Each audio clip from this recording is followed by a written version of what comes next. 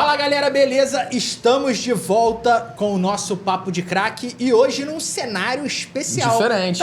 Tá se sentindo bem aí? Muito não? bem, parece que eu tô... Agora tá a resenha, tá em casa, né? Rafa. Tá em casa, né? Tá em casa. Tá em casa e hoje um convidado que é de casa. Que é de casa. Que é de casa, né? Trabalhou muito tempo na nossa casa, Flamengo, Diogo Linhares. Muito obrigado pela presença, preparador físico. Então faça a introdução do nosso convidado de hoje, Léo. Nosso querido Diogo Linhares, um cara que eu tenho um respeito, admiração imensa, um cara que me ajudou muito no meu processo formativo, né? Porque eu era estagiário do clube. Te deu oportunidade. Me deu oportunidade dentro desse processo, e não somente a oportunidade, mas a principal oportunidade de poder ter vivenciado esse profissional, essa pessoa que é um ser humano fantástico. Então, muito obrigado, Diogão, por ter vindo aqui e ter aceitado o convite. Além disso, o melhor dos títulos, tá?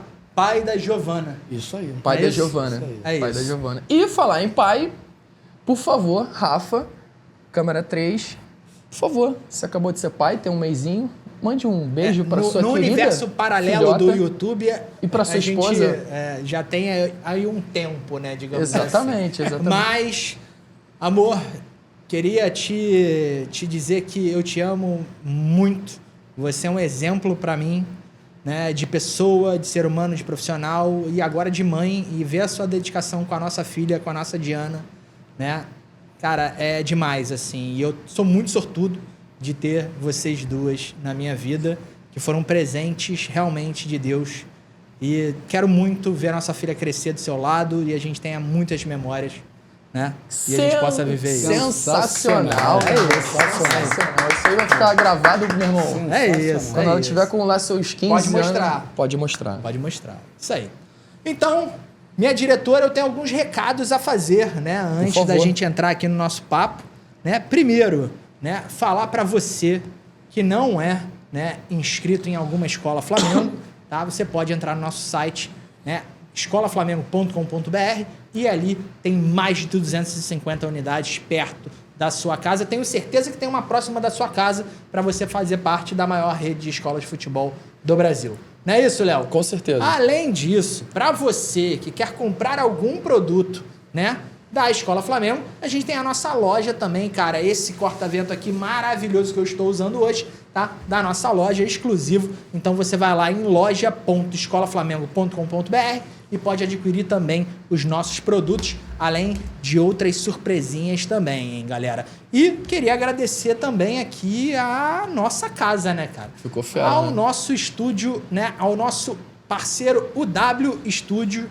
Muito obrigado à Voz da Consciência que está aqui conosco novamente. Muito obrigado à Jéssica que está nos recebendo aqui. Então, para você que quer gravar seu podcast, né, seu videocast, quer gravar seu curso, né, de marketing digital ou de qualquer assunto, venha para o UW Estúdio. Né? Todas as informações estão no link da descrição, beleza? Só você entrar em contato com o pessoal. Além disso, Diogo, tá precisando de visto para... Levar tua Estados filha Unidos? pra Disney? Tá precisando. É sempre bom, né, cara? Sempre bom ter, né? Sempre bom. renovar. Então, cara, sabe que aqui os nossos convidados, eles têm uma super moleza na 365 Vistos, tá? Do nosso parceiro Jorge Leite. Grande Jorge. Não é isso? Então, os nossos convidados têm a assessoria gratuita, não é isso, Léo? Exatamente. Gratuita, tá? E os nossos ouvintes têm, né, um link de desconto aí que vai aparecer aí embaixo também para vocês, tá? Então, se você quiser tirar seu visto americano muito rápido, sem burocracia, só procurar a 365 Consult. Consulte não, vistos. Vistos. Porque agora é 365 vistos. Exatamente. Acho que ficou melhor, não ficou, Ficou, melhor esse ficou. nome? Gostei. Ficou mais adequado, né? Ficou. 365 Consult é o quê, Consulte né? o quê? Né? Visto, impacto É, e tal. Pronto, é isso. Beleza, minha diretora? Ah, como que eu vou esquecer, cara? Eu esqueço do principal, da Copa Fla Brasil. Aonde, Léo? Caraca, aonde? Maracanã. No Maracanã, Que oportunidade, em dezembro. Cara, a oportunidade de jogar, né, no templo do futebol mundial, tá? Palco de 2 finais de Copa do Mundo. Infelizmente, o Brasil, né? Deixa isso pra lá. Mas você pode levantar um caneco, tá? Ali na Copa Fla Brasil, no Maracanã. Então, se você quer né, fazer parte desse sonho, tá? Já se inscreve no nosso site escolaflamengo.com.br, vá lá e clique em Copa Fla Brasil e você vai ter todas as informações e pode marcar um golaço no Maracanã. Léo vai jogar de novo? Lógico. É isso. Tô preparando. E para você, pai também, ou mãe, né, que bate um bolão, pode jogar lá também. E se prepara, né, Rafa? Vamos treinar, né? Vamos treinar. Pra não vamos ter treinar. problema lá. Teve atleta aqui, aliás, pai que acabou se lesionando. Exato, exatamente. Ou deu migué, né? Ou deu migué. Ou deu migué. Ou deu migué. Tomou a canetinha do pet. Ai, senti. Deu migué. Melhor, né? Melhor. Pô, ficar na boa, assim. Tá filmado, né, Rafa? Tá filmado. Cara, é o pior. É a cobertura da Flá TV. E teremos de novo, tá? Na transmissão, né, dos jogos. E aí, cara, o cara toma... Se bem que é um privilégio, Léo. Olha só. O goleiro que tomou aquele gol igual... né, aquele gol dos 3-1, daquele título emblemático, né, de 2001, é algo assim que... Ele fez 3 vezes. 3 vezes a Isso mesma tá filmado, Flá TV. 3 vezes ele bateu a falta e botou a mesmo bola lugar. no mesmo lugar. Mesmo lugar. Bizarro isso. É impressionante. É impressionante. Mas muito obrigado pela presença, Diogo Linhares. Muito obrigado. Muito obrigado de verdade por estar aqui. Obrigado. Né, e também, né, dividir um pouco da sua experiência conosco.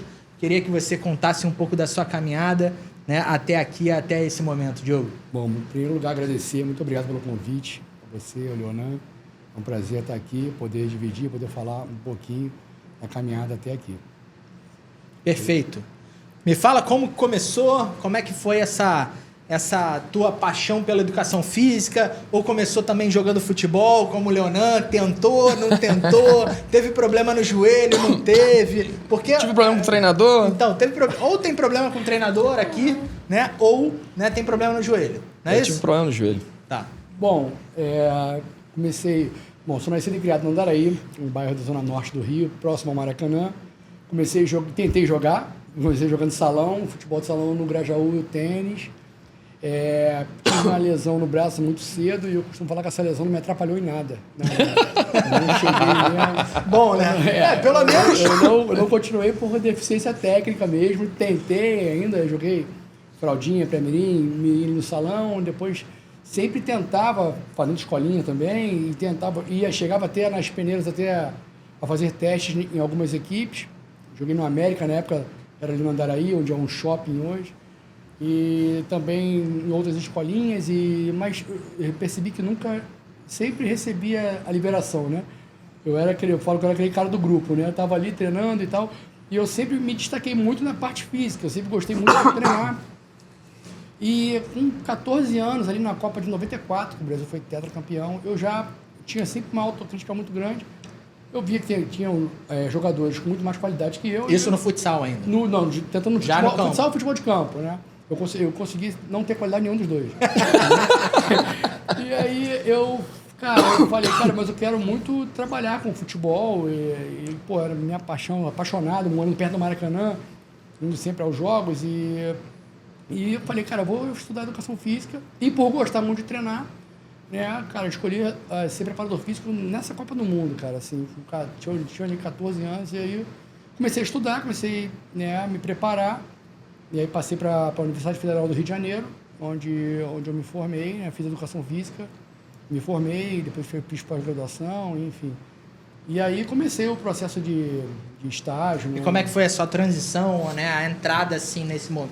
Porque é um mercado que até hoje é um pouco fechado, assim, né? Digamos que hoje em dia tem mais oportunidades, tem mas mais antigamente, oportunidade. né, era Então, um mercado um pouco mais fechado, né? É interessante, assim, falar, porque justamente, como eu não consegui jogar e tal, então não conhecia, né, basicamente ninguém no futebol, e eu entro na UFRJ,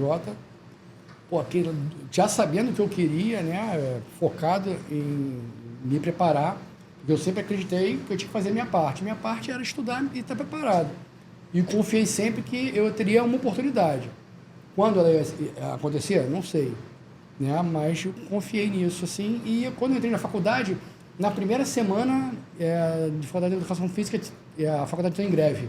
Eu doido para estudar, falei, caramba, e tal. E aí eu fui fazer um lanche para voltar para casa, peguei uma revista de um curso, né? Um encontro da região serrana de atividade física, assim. E, eu vi que tinha um curso de futsal, assim, sabe? E aí, conversei com a minha mãe na época, a minha mãe tava, pô, ruim, um momento difícil, assim, né, lá em casa. Ela falou, pô, não, eu vou... E minha mãe sempre investiu muito nos nossos estudos, né, dos meus irmãos. E, cara, eu fui fazer esse curso sozinho. Eu fui para esse curso, foi no feriado de 7 de setembro até, foram 3 dias de curso. Era lá em Petrópolis.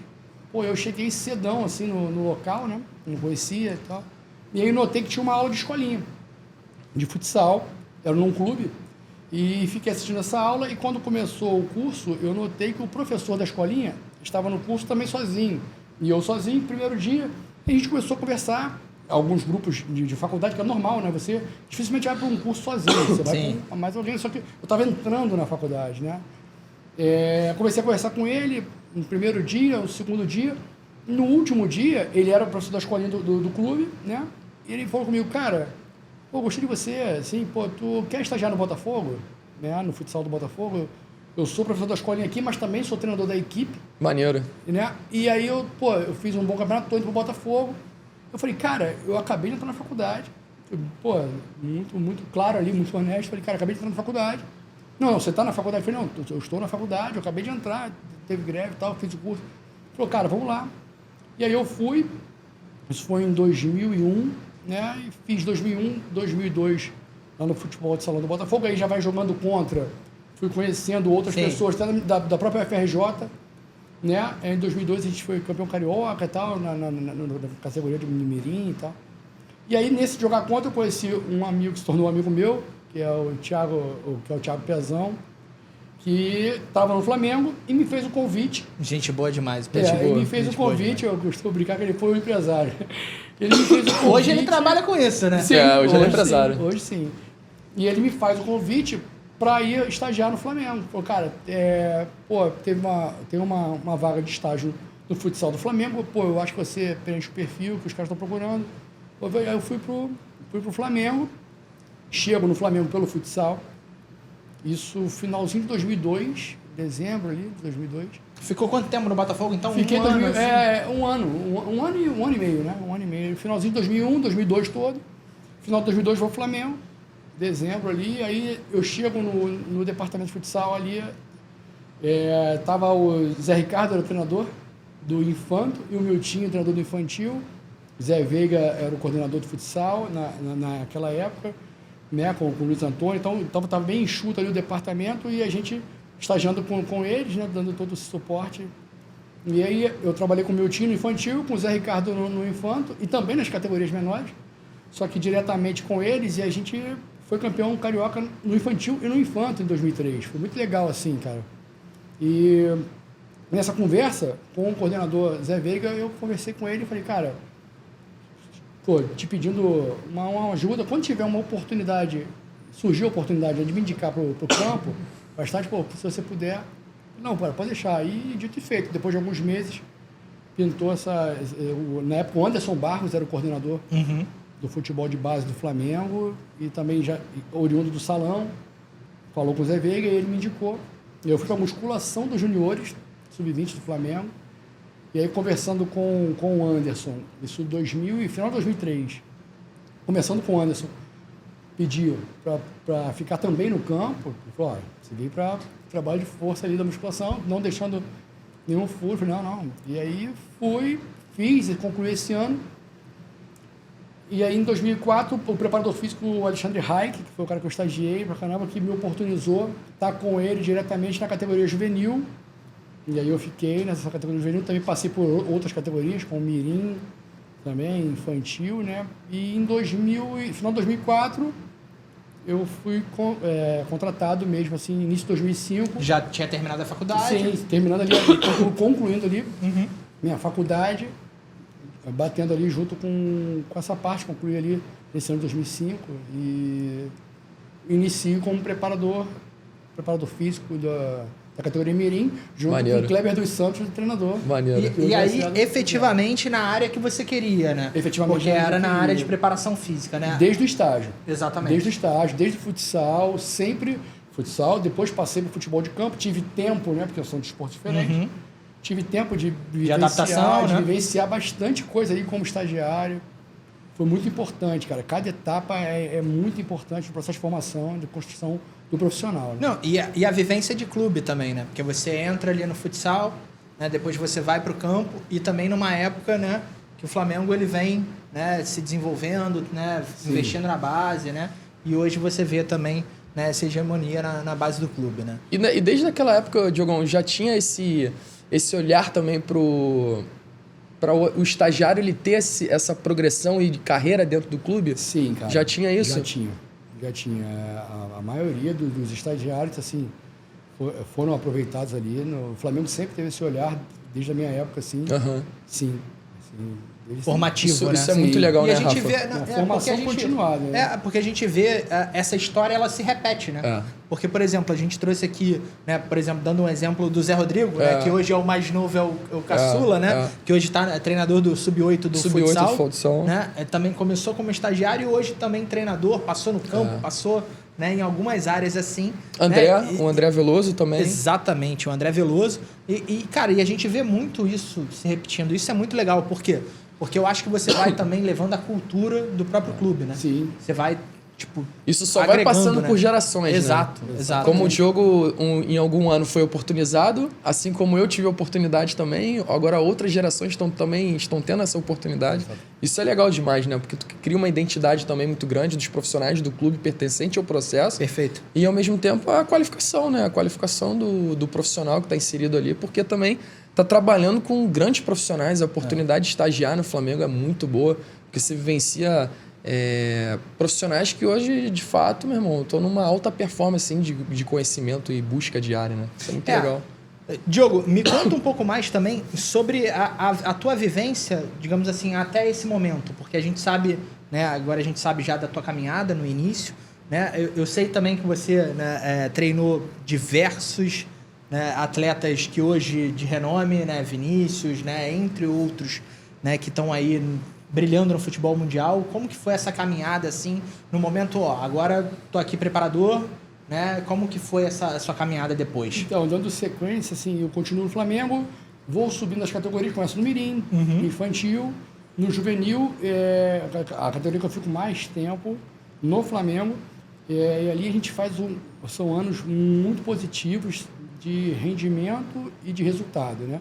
E a gente ganha várias competições, com o treinador Antony Santoro, que foi um cara de vanguarda que também me ajudou demais. E aí o Antony sai, vai para o Fluminense, chega o Rogério Lourenço, que assume a equipe e a gente continua fazendo um trabalho vitorioso. O Rogério vai para a Seleção Brasileira Sub-20, me convida, me oportuniza também para estar com ele na Seleção Brasileira Sub-20. E depois da Seleção Brasileira Sub-20 eu retorno ao Flamengo e aí já o Rogério vai para o profissional do Flamengo e me convida para ir para estar no profissional do Flamengo, isso em 2010. Né? E aí a gente vira essa chave já na Seleção Brasileira Sub-20, só fazendo um parênteses, foi bastante interessante também, porque dali você já começa a trabalhar com jogadores que hoje estão... Que hoje já estão em evidência, né? A gente foi campeão sul-americano em 2009 e disputou o Mundial, a Copa do Mundo 2009, a gente perdeu nos pênaltis a final para a Gana. E nessa geração, Everton Ribeiro, ele era o atleta, Juliano, que está no Corinthians, Douglas Costa, Alex Teixeira, Paulo Henrique Ganso, Rafael, o goleiro de São Paulo. Então, uma geração que muita gente, Allan Kardec, muita gente chegou, Maicon, então Souza, volante. Muito jogador, deu muito jogador. E como que é essa, por exemplo, eu sempre pergunto, eu perguntei para o Arthur Peixoto, que esteve aqui também, né, o preparador do profissional e também que esteve na seleção brasileira, foi campeão mundial, né, cara? Então, eu sempre pergunto como que é vestir essa camisa da seleção brasileira, representar o seu país, cara. Porque é algo assim, eu acho que é o ápice, né? Sim. É o ápice, assim, tipo você chegar e você falar assim, cara, o meu trabalho, né, me trouxe ao ápice do futebol, que hoje é a seleção brasileira. Cara, você poder, exatamente, disputar uma competição como um sul-americano, né? Como uma Copa do Mundo Sub-20, pelo teu país, no momento que você... Primeiro momento que você chega na Granja Comari, você coloca o uniforme da seleção brasileira, sabe da responsabilidade de você representar o futebol do seu país como um todo. É muito emocionante mesmo. Tu foi transportado para aquela Copa de 94? Quando você... Cara, eu passo um filme. Passa o filme, né? Exatamente, de toda a vida. Eu entro pro Maracanã com meu pai, com meus amigos vendo jogos, vários jogos. Sempre fui muito apaixonado por futebol, não tive a qualidade de jogar, mas procurei estudar o futebol e estudando até hoje. E passa todo um filme mesmo, cara. Assim, lembra dessa Copa, com meus primos ali, nessa formação, e você tá ali naquele momento disputando, ouvindo o hino nacional antes de começar o jogo, no aquecimento, antes do jogo. Isso tudo é deve ser emocionante, demais, né? mas é emocionante. Cara, é emocionante, né, cara? emocionante. Não, tu vestir aquela camisa, tá ali, aquele momento de hino, aquele momento, sabe? Eu acho que... E a camisa pesa ali, aquela... Tipo, dá uma sensação, aquele frio na barriga, Cara, assim. o Como frio- que é, assim? O frio na barriga, eu falo que ele tem que estar sempre, né? É. Sempre dá, é muito bom. É saber da responsabilidade. E você, pô, já vindo do Flamengo, você já tem uma responsabilidade Sem muito dúvida. grande. Clube de Você massa, né? Já Exato. prepara muito. E foi o Flamengo, do trabalho do Flamengo, que oportunizou, né? De uma justamente seleção pra esse outra, ano. né? Exatamente. De uma seleção pra outra. exatamente. O trabalho do Flamengo oportunizou estar na seleção brasileira. E essa transição, por exemplo, da base para o profissional? Eu entendo que já no sub-20 da seleção brasileira já tinha, de repente, a mesma pegada que você tinha, né, no profissional ali. Já porque naquela época, a gente está falando de 2008, 2009, 2010 ali, e eu vou pro profissional em 2010. Os jogadores da sub-20 daquela época já eram jogadores do profissional dos seus Sim, clubes. perfeito. Pô, Dentinho, tinha o Walter, tinha o Sandro, o volante do Inter. Lembro. Então, fora os outros jogadores que eu já citei, são todos que já jogavam nos profissionais dos seus clubes, né? Então você já começa a trabalhar com o jogador. Acho que tinha um Lulinha também, não tinha, Diogo? O Lulinha era da sub-17. Sub-17, mas né? eu cheguei a trabalhar um pouco com o Lulinha na 20 também. Caraca. Também tá bem pra caramba também lá fora. É. Tá pra fora. O Ney Então, não tava nesse ciclo, o né? Na Wellington verdade... Ney é uma idade... Não, o Neymar, ele é abaixo mais também. novo também, né? Neymar 92, né? 92. Neymar, Coutinho. Era sub-17. Sub-17, né? Dessa época, né? Aham. Era uma seleção bem forte também, cara. A gente trabalhava na grande ajuda. Maicon do Fluminense. Maicon da minha seleção, É? 90. 90, isso aí. Joga demais. Cara, você vê a matéria, tipo, a quantidade de matéria-prima que o Brasil Pô, exatamente. ele tem, né? É. Exatamente. E você vê assim, e que também às vezes nem é uma, digamos assim, uma garantia de sucesso, né? Ele tá ali na seleção, mas talvez depois, Exato. né, naquele processo do profissional, às vezes ele não consegue ou engatar, ou às vezes, né, se desenvolver. O que você acha, assim? O que de repente às vezes falta para esse jogador que você vê assim, pô, na base, cara, ou na seleção, né, sub-20, sub-17, ele tá aqui, tá voando, mas chega no profissional, ele de repente aquele primeiro nervosismo ou não, as escolhas, às vezes né, a questão psicológica pode afetar também. O que você acha que pega mais assim nessa transição? Cara, são vários fatores nessa transição da base do profissional. Depende do momento do time no profissional. Pô, na base, o jogador, ainda mais de seleção sub-20, ele é o protagonista da categoria.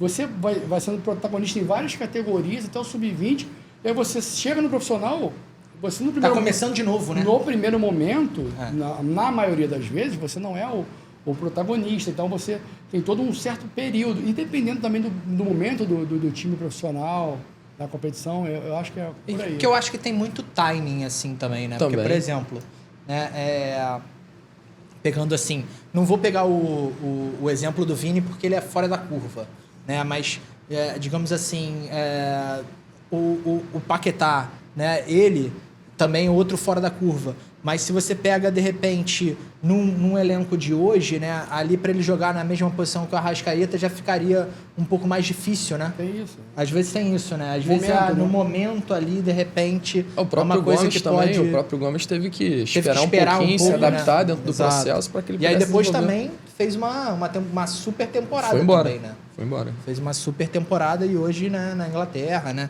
Jogando muito bem. Aí me fala um pouco Dessa transição. dessa transição. Então, eu chego em 2010, aí já muda. Aí você vai trabalhar com jogadores do profissional. E eu, cara, sempre procurei estar atento aos ensinamentos do dia a dia mesmo. Porque você trabalhar com jogadores como o Petkovic, o gênio, o craque, Renato Abreu, naquela época de 2010, né? Léo Moura, Juan, era um timaço, realmente tinha acabado de ser campeão brasileiro. Entendeu? Então, cara, no dia a dia você aprende demais com a experiência desses caras, né? Nessa seleção sub-20 que você falou, eu dei muita sorte que a maioria chegou e nos grupos que eu trabalhei até hoje, cara, eu aprendi demais com todos. O staff que eu trabalhei, os jogadores que eu trabalhei. Então, esse primeiro momento ali no profissional, foi muito importante essa chegada de estar observando, estar ouvindo as pessoas que já estavam ali, né? Ouvindo os treinadores que eu trabalhei no Flamengo, os preparadores, eu era auxiliar da preparação física da casa.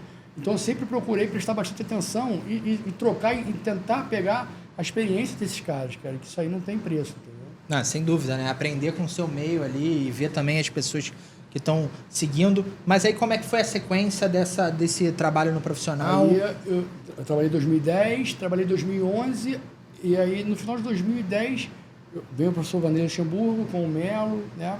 E com o Cláudio Pavanelli, que era fisiologista, que foram bastante importantes. Assim, em 2011 veio o Ronaldinho Gaúcho, o Thiago Neves, e a gente faz um ano maravilhoso ali, no início de ano. A gente foi campeão estadual invicto, né? Com o bonde do Mengão sem freio. É isso aí. Ali, fez um primeiro semestre muito bom. E, assim, eu costumo brincar que eu peguei essa primeira fase muito boa. E o Rogério Lourenço estava na Arábia Saudita, na seleção da Arábia Saudita, me faz o convite. E aí, mais ou menos no meio do ano, em junho, julho, eu saio do Flamengo e vou para a seleção da Arábia Saudita com o Rogério Lourenço, para fazer parte da comissão do Rogério na seleção da Arábia Saudita. E como que é essa vivência, assim? Como é que foi essa troca de local, assim? Porque é a cultura completamente diferente. Cara. Completamente diferente. Como é que é a questão clima também, né? Clima também Totalmente diferente, assim, eu procuro sempre... foi o primeiro país que eu morei fora, a Arábia Saudita. Já era preparação para um ciclo de Copa, era isso? Era preparação. Lá tinha a seleção principal A e B. A gente até ficou um tempo na A, mas internamente foi para B e para a seleção profissional B e olímpica, né? Mas estava sem treinador, a gente fez uma fase de mata-mata de qualifying para a Copa do Mundo do Brasil de 2014, para a seleção da Arábia Saudita. A gente passa e depois veio o Frank Rijkaard, né, o holandês, do Barcelona. Ele assume a seleção, que foi uma outra experiência bacana, que morávamos todos no mesmo hotel, com a comissão dele, o preparador físico dele, a comissão toda do Barcelona. Então, baita vivência, né? Foi muito legal ali, essa vivência, essa troca.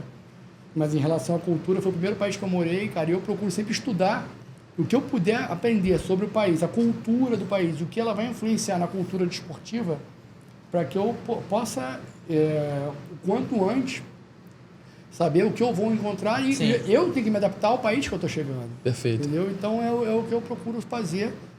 Procurei fazer nesse primeiro país e procurei fazer no espaço seguinte. E, Diogão, sempre teve essa vontade de vivenciar essa oportunidade com futebol fora do país? Cara, tive sim, cara. Sempre preparei. Porque pensando... tu faz uma carreira ascendente no clube, profissional, caraca, chega no profissional, tu tá ali naquele meio, com um cenário onde de fato tu tava envolvido com grandes jogadores e do nada pinta uma proposta e tu realmente... uma mudança desconecta completa, do clube, né? Então, eu sempre tive essa vontade de ter essa experiência, de agregar experiência mesmo, de morar fora, de conquistar um espaço do zero, de estar sempre saindo, né?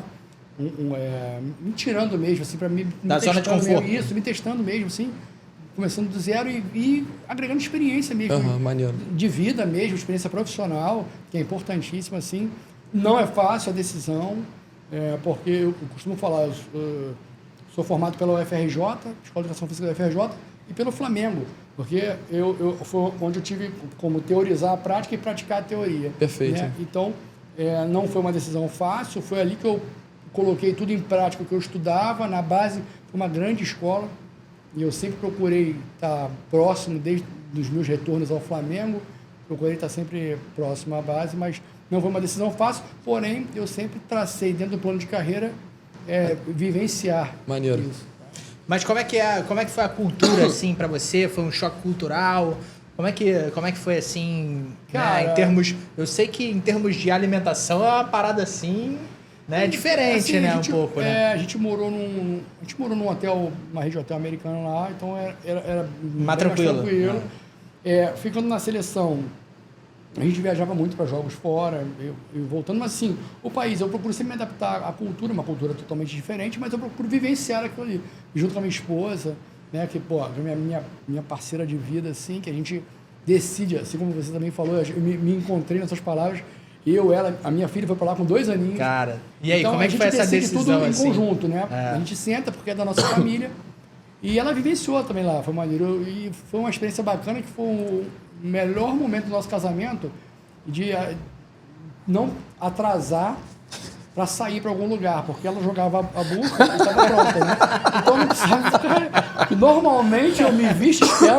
Normal. Licença poética, Carinho. né? A gente fala assim, ó, Isso, uma hora aqui, depois... É isso, não, eu já me aí. arrumo naquela televisão, então, pô, cara, lá era fácil. Eu tava de pijama, jogava e vai. Eu falei, cara, isso vai virar corte, isso vai virar corte.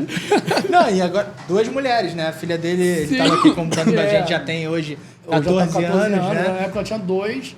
Foi uma experiência, a gente sempre tentou vivenciar a experiência do país que a gente estava vivendo ali, cara. Muito bacana, assim, sabe? Foi uma experiência bacana. E lá foram quanto tempo, assim? Cara, lá eu fiquei 1 ano. 1 ano. Na Arábia Saudita. Fiquei 1 ano direto. E aí, depois da Arábia Saudita, eu recebo o convite do professor Marcos Paquetá, que eu já tinha estagiado na base do Flamengo para compor a sua comissão técnica no Al-Shabaab de Dubai. Aí eu fui para os Emirados Árabes e aí fiquei 2 temporadas nos Emirados Árabes. 2 anos, mais ou menos. Isso, 2 anos. Fera, Diogão, lá? Fera. Tava construindo? Como é que tava Não, aquela... Já era de tava verdade. pronto, né? 2012, né? Fiquei de 2012 a 2014. Já era de verdade lá. Já, pô, sensacional. Já era Emirados assim? Árabes é sensacional. Dubai, Abu Dhabi, ali, um país sensacional, assim, cara. E aí também... Mas o que você sentia, assim, de diferença em termos de jogo, assim? Intensidade? O que era, assim? O que você... Ou não? Não, assim... Porque tem esse mito, né? Ah, não, a intensidade do jogo é diferente, né? Não, no primeiro momento sim. No primeiro momento sim, mas não pelo fato dos atletas em si, mas pela parte de um calor absurdo, né? Se bem que a temporada começa um pouco depois, mas Mas o calendário é melhor também, né? Na pré-temporada, a gente fazia a pré-temporada fora, normalmente na Europa, mas os atletas são muito profissionais, cara, e muito mais globalizado o futebol hoje em dia. Perfeito. Entendeu? Então, nesse aspecto, não, assim, mais nos aspectos culturais mesmo. Um fato de treinar à noite, aí da cultura do país, que tem o Ramadã. Na época do Ramadã, influencia diretamente no horário do treino, diretamente na alimentação, diretamente no desempenho. Ali, para a gente ter o melhor desempenho. Então, esses ajustes, que a gente fala de estudar a cultura, que vai influenciar diretamente, isso sim. Mas do jogo, não. Os atletas são profissionais hoje. E aí foi 1 ano na Arábia Saudita, 2 anos em Dubai. Retorna ao Flamengo. Total foram 2 anos em Dubai? 2 anos em Dubai. Caramba. No mesmo time, no Al-Shabaab. No Al-Shabaab de Dubai. Maneiro. Que hoje é o Al-Shabaab Arli, né? E como é que foi a educação, a criação da sua filha ali, né? Ainda bem também que era uma idade, às vezes, né? Sim. 2 anos ali, né? E também... Dubai, ela já estudou na escola internacional. Legal. Né? Uns 2 anos ali. Depois a gente retorna. Mas era a primeira fase ali da... Fase de iniciação, né? De alfabetização, escolar, né? Foi bacana. E aí a gente retorna pro Brasil, pro Flamengo. Só que são experiências de vida, assim, de dia a dia, Rafa, que é muito interessante, assim. Tanto na Arábia Saudita quanto nos Emirados Árabes. Foi bastante interessante, assim. E experiência profissional também, cara. E foi uma readaptação, voltar pro Brasil, assim? Como é que foi? Depois de 3 anos, né? 1 na Arábia e 2, eu retorno.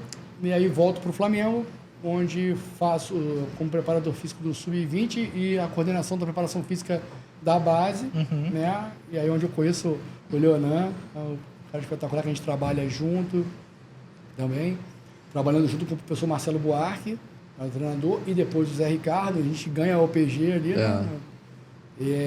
No ano de 2014, em 2015 a gente ganha o estadual. Isso. E aí eu volto pro profissional do Flamengo, já com o professor Vanderlei Luxemburgo. Legal. E aí só uma colocação. Nesse processo aí eu era estagiário do clube. E aí o Diogo ascende, né, o profissional, e faz uma escadinha, né, dos profissionais de preparação física. O Fábio Eiras assume o Sub-20, o Arthur Peixoto, né, assume o 17. O Betinho hoje, que é o... Isso que é legal, né? Eu acho muito legal o Betinho fica, né, por decisão dele continuar no Sub-13. E aí eu sou oportunizado em ser o preparador físico da categoria Sub-15. Foi aquele momento, o melhor dia da minha vida, assim. Eu lembro até hoje da fala de todos os profissionais do clube, da ligação do próprio Noval. Pô, Leonardo, tu quer ser o Caduzão também? Tu quer ser o preparador físico da categoria sub? Pô, lógico, tudo mais quero, não sei o quê. Naquela época, estagiário. Naquele momento, né? O estagiário não era igual o departamento como é feito hoje no clube, né? Muito mais consolidado, onde tem vários processos em relação à questão de benefício, né? De benefício para os funcionários, enfim. Isso que eu ia perguntar muito mais estruturado hoje, né? Pro Diogo, né? Como é que foi essa mudança? Porque você viveu o Flamengo, né? Foi a tua faculdade, assim como também a UFRJ. Mas você entrou no clube em 2002, sim, né? 2003. Sim, foi 2002, Como é que foi voltar, por exemplo? Voltou em 2017? Foi eu o quê? voltei em 2014, voltei em 2014, saio e no final de 2015 vou para a China com o professor Vanderlei Luxemburgo, o Vanderlei. A gente vai para a China, para o Tianjin. E retorno para o Flamengo em 2018. Convite do Carlos Noval, diretor, e do Márcio Tanuri. Acho que 14 não estava estruturado ainda, né, Diogo? Não, 14, assim, começou... o início, né? Era foi o início, né? Acho que quando você volta já... Parte dos containers ali, já dando uma... Né? E aí começa mesmo uma mudança estrutural física e metodológica a partir ali no final de 2015, capitaneado pelo Márcio Tanuri, né, nessa parte de performance. E ali sim tem a mudança estrutural mesmo do Flamengo, física e metodológica. Não só estrutural, física, mas estrutura metodológica também, com os processos, né, e aí já alinhando direto da base. E aí constrói o departamento de futebol, né, em relação à questão física mesmo. O primeiro módulo, isso, que aí ficou profissional, e aí eu não lembro, não vou conseguir lembrar a data direitinho.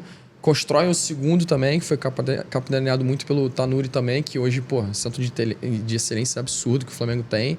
Não lembro a data direitinho. E aí esse que era do profissional se torna da base, isso, e o do profissional é o que está até hoje lá no espaço físico. O do profissional que está até hoje, se eu não me engano, foi no final de 2018 ou 2019, eu não lembro agora a data direitinho. Eu lembro que a gente estava em 2018, estava no final da construção ali, na fase final de construção. E o Flamengo foi se estruturando muito bem ao longo dos anos, muito bem planejado, sabe? Então, porque eu ia perguntar exatamente dessa mudança, né? Porque a gente estava ali numa mudança de 2003 para um cenário de 2018, né? Completamente diferente, né? Sim. Acho que até também o futebol também mudou muito durante esse tempo também, né? Toda a inteligência, todas as ferramentas também. Porque, por exemplo, as ferramentas que você tinha no momento de inserção no mercado não são as mesmas de hoje, né? Sim. Eu falo também, Rafa, que o Flamengo, desde da nossa época lá de 2003, 2004, até a época do Leonan, até hoje, né, para relatos dos nossos amigos que lá estão, o Flamengo sempre se preocupou com esse processo de sucessão da casa, né? Essa parte de subida da escada, esse processo de sucessão, de priorizar os funcionários da casa, que o Flamengo tem, por histórico, formar excelentes profissionais para o futebol, né?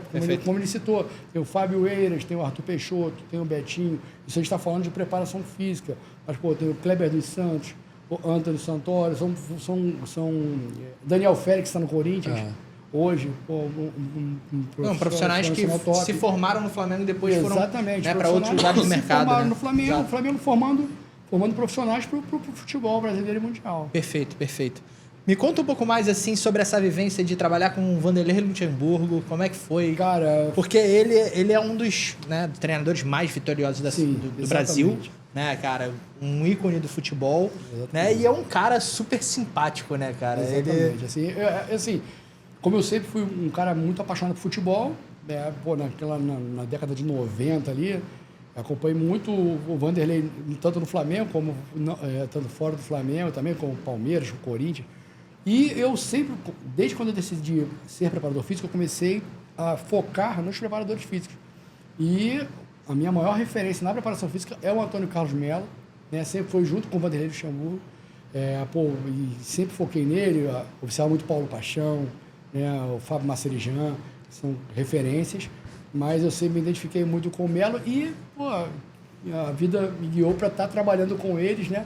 Com o Vanderlei e com o Melo, que são caras que eu era fã pra caramba, acompanhava no estádio, acompanhava na televisão, e tá aí trabalhando com eles, com o Cláudio Pavanelli, que chegou naquele ano ali. Cara, foi muito importante para minha formação, onde eu identifiquei o Melo, a maneira que ele comandava o grupo, que ele levava os jogadores, que ele conseguia colocar, gerando um ambiente propício para um bom desempenho, sabe?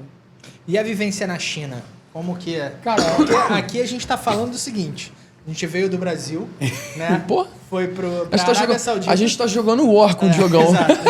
A gente foi pra Arábia Saudita, tá? Agora a gente foi pra Dubai e agora a gente vai pra China. Não, e tem mais país depois, hein? Não, sim. Aí eu tô fazendo só um mapa mundo aqui. Cara, na China foi uma experiência muito legal. Quanto tempo na China? Foi pouco tempo. Foram 7 meses. 7 meses. O trabalho foi interrompido, mas foi uma experiência muito bacana. Foi naquele boom da China? Foi naquele boom e era para uma construção do clube mesmo, assim, estrutural também de CT, formação do time. O time estava na segunda divisão, na formação, e aí o professor Vanderlei foi convidado e convidou a equipe, a comissão técnica dele para levar ao Tianjin essa formação estrutural física do CT como um todo e do time. Mas o trabalho assim, foi interrompido e a gente retorna ao Brasil. Só que como experiência profissional foi muito válida. Conhecer mais um país, mais uma cultura, trabalhar com todos esses caras em outro país foi muito importante dentro do processo de formação profissional. E leva a família também, Diogão? Leva a família, cara. Eu levo a família. Eu priorizo sempre levar a minha família. Na Arábia Saudita, eu levei um pouco depois, porque era seleção, e aí a gente viajava muito. Então tinha muita convocação, competição fora, para deixar elas sozinhas. Eu deixava aqui e aí elas foram para a Arábia um pouquinho depois. Mas eu sempre priorizo levar minha família para estar junto comigo, porque não tem por que estar longe da minha esposa e da minha filha, né? Não conseguiria, não. E na China, como é que foi, assim, tipo... E a questão da barreira da língua, como é que é, assim? Cara, tem a barreira da língua, mas a gente sempre tem o tradutor, né? Que facilita pra caramba, assim. Foi uma vivência bacana. Não tem essa de carne de cachorro, nada disso não. Não tem isso lá. Foi bacana. Moramos na cidade de Tianjin, uma cidade muito boa para morar. Uma cidade muito bacana, próxima a Pequim. Tecnológica também? Tecnológica também. Em relação ao clube, a gente conseguiu colocar o início ali da estrutura do CT. Os jogadores que foram com a gente foram o Luiz Fabiano, o Jato, o Giovanni, que ajudaram muito a gente. Legal. Lá no clube. Jogadores com uma experiência muito grande. A gente estava falando no início, né? De você tentar pegar ao máximo a experiência desses jogadores, dessa vivência diária com eles. Foram uns caras espetaculares assim, com a gente lá no momento que a gente estava lá. Ajudaram demais assim, o trabalho. E a gente saiu, o time conseguiu ser campeão, conseguiu subir para a primeira divisão e dar sequência. E é engraçado, né? Porque a gente viu esse movimento, por exemplo, do futebol chinês, mas que hoje a gente já vê que perdeu um pouco de momento. Mudou, né? Mudou bastante. Né? Mudaram as regras lá também, mudou bastante. Porque a gente vê hoje, de repente, se a gente fizer uma análise comparativa assim, hoje o futebol da Arábia Saudita ele está vivendo o momento que a China viveu em certos momentos, né? Exatamente. Esse comparativo. Até com a ida de investimento, né, Rafa? Ida com o Neymar aí agora, né? Também investimento muito... porque são dois... Ali a Arábia Saudita a gente sabe de onde o dinheiro vem do petróleo, né? Ali e, cara, e competir com isso, eu acho que até em termos de... Você acha que o fair play financeiro ele não pesa nisso, cara? Pô, Rafa... Acha que não? Cara, não... É porque, tipo... Sinceramente... Por exemplo, vamos lá. A gente viu um movimento agora do Neymar indo pra lá. Perfeito. Tá? Né? Principal jogador brasileiro. Né? Acredito que ele teria lugar em qualquer time do mundo. A verdade é essa. Tá? Talvez, né, por uma questão de negociação, talvez não fosse para algum, mas foi para lá. Acha que essa questão, assim, lógico, vai atrair outros jogadores para ir para lá também. A questão financeira também pesa muito, né? Mas você vê, assim, uma questão de longo prazo, né? Sabe? Você diz em relação a ter uma liga sólida, de ter uma construção. Dessa maneira, que é difícil, é complicado, né? Estão investindo para isso, né? Para fortalecer e desenvolver a liga da Saudita, né? O investimento E é considerável, né? Por exemplo, bem considerável, né? Você tem o Cristiano Ronaldo já lá, você tem o Neymar. Estão tentando levar vários outros jogadores também para lá, para a liga, né? Exato. Então, É um movimento assim que... E eu acho que é difícil de competir. Até os clubes grandes, mundiais, é muito difícil de competir com esse tipo de dinheiro. Investimento forte mesmo. Com esse investimento. Acho muito difícil, né, cara? Difícil, até porque também tem alguns proprietários dos clubes que, inclusive, são proprietários também de outros clubes pertencentes na Europa, né? Exatamente. Eu só queria falar... Ney, poderia ter vindo pro Flamengo. A tua cara, o Rio de Janeiro. A tua cara, não é isso? Eu ia ser feliz, cara. Não era? Pô, já tem casa em Angra, já tá aqui do lado. Seria tão mais fácil, né? Seria bem-vindo, né? Seja bem-vindo. Venha. Seria bem-vindo. Acho que tem tudo a ver. Uma hora ele vem, cara. Tu acha? Será? Eu acho que vem. Ele tem a cara do Flamengo. É a cara, entendeu? É isso. Uma hora vem. Isso aí vai virar corte, hein? Com certeza. Com certeza. E tomara que chegue nele. Ele já sabe. Pra ele já saber. Pra ele já saber. Então, Ney, ó. As portas estão abertas aqui, cara. Maracanã aqui do lado. Se um dia ele vier pro Flamengo, tu vai contar pra tua família inteira que foi através desse corte que fizeram aqui. Chegou nele e deu aquela vontade nele, que ele falou assim, cara, eu tenho que sentir isso. E é isso. Mas aí, sua vivência na China... Aí após a China, retorno ao Brasil. Trabalho um curto período com o Eduardo Barroca, no Botafogo, Sub-20 ali, bacana. E aí o professor Vanderlei me convida para ir com ele para o Sport Recife. Uhum. E aí a gente vai para o Sport Recife, lá a gente pega o final do Campeonato Pernambucano, foi uma experiência muito bacana também. Foi o que eu falei mais cedo, né? Eu falei, cara, eu sou privilegiado. Acho que foi a primeira vez do Vanderlei no Nordeste, né? Foi. Trabalhei, assim, com grupos especiais, assim, pessoas que me ajudaram muito, assim, sabe? E a gente vai para o esporte, faz um trabalho legal no esporte também, a gente chega no final do Pernambucano ali, campeão do Pernambucano, faz um trabalho no Brasileiro, depois o professor Vanderlei sai e o clube me convida para continuar. Uhum. Eu continuo com o Daniel Paulista ali, que era o auxiliar da casa e o treinador, hoje está fazendo um trabalho no CRB. Né? E no clube, no esporte, eu conheço o Nelson Batista. Legal. Onde eu conheço o professor Nelson Batista, porque também me oportunizou estar no Japão. Mas eu estava no Sport Recife, fiz 2017, 2018, o início ali. E aí o Carlos Noval, o diretor, que era o diretor da base da época de 2014, assume o profissional e junto me faz o convite junto com o Márcio Tanuri. Para voltar. Para voltar para o Flamengo em 2018, ali após o estadual, no início do Campeonato Brasileiro. E aí eu retorno ao Flamengo, trabalhando o 2018 todo no clube. E aí depois... Isso. Aí trabalho em 2018 ali, a gente trabalha com o Maurício Barbieri, Uhum. depois com o professor Dorival, né? A gente foi vice-campeão brasileiro em 2018. E no final do ano, já é um ano ali em 2018, em novembro, final de dezembro, ali em dezembro de 2018, o professor Nelson me faz o convite para trabalhar no Japão, no Kashiwa Reysol, no Japão, por 3 anos, assim. Vamos botar outro... botar todos os clubes do Diogão no mapa. E aí é um país que eu sempre tive muita vontade, cara, eu de tenho conhecer muita vontade e de morar, conhecer. cara. Porque na minha época de garoto de futebol dos anos 90, a J-League teve aquele boom com o Zico, né, Alcindo, Leonardo, Careca, Edilson, Zinho, Dunga, essa galera dos 94 ali. Eu acompanhei futebol e eu acompanhava a J-League, assim, eu sempre tive muita vontade de trabalhar no Japão e de vivenciar esse país, né? Poder ofertar isso para minha família também, né? E aí eu fui pro Reysol, cara, eu fui para ficar 3 anos e fiquei 5 temporadas, né? Foi muito legal, foi uma experiência muito bacana. Cheguei com o professor Nelsinho lá no Kashiwa Reysol, o time tinha caído.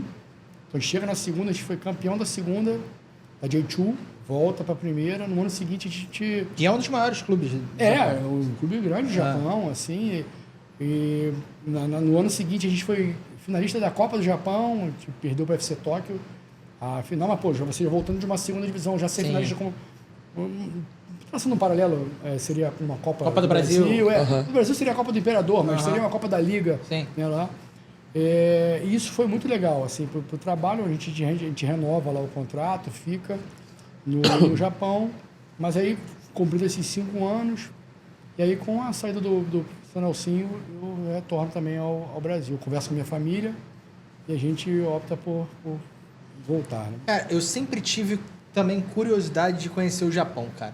Eu não sei se na minha infância Eu acho que você viu aquele desenho também, um super desenho. Capitão de Tsubasa, já viu esse desenho? Voz da Consciência deve lembrar também. Vai botar aí cara, vai botar agora. Vai botar. Tem ali, Oliver Tsubasa é um mito, cara. Aquilo ali Tsubasa foi o nome da bola da Copa, exatamente, né? Exatamente. Porque foi foi esse fomento da Copa do Mundo, né? De 2002. Tsubasa era uma bola lá agora. Exatamente. E aí, cara, eu sempre tive essa curiosidade, cara. Eu acho uma cultura, tipo, sensacional, milenar, né, cara? Eu acho que, em termos também de culinária também, né, deve ser legal. É bacana. Deve ser legal, mas, cara, deve ser algo, assim, totalmente diferente também, né? A gente tá ali... E essa diferença, assim, entre China e Japão, como é que é Porque a gente, aqui do Brasil, às vezes tem essa é a mesma coisa. Diferença, assim, diferente é meio... Não é? A gente, às vezes, confunde, né? É difícil de identificar. Como que é essa diferença cultural ali?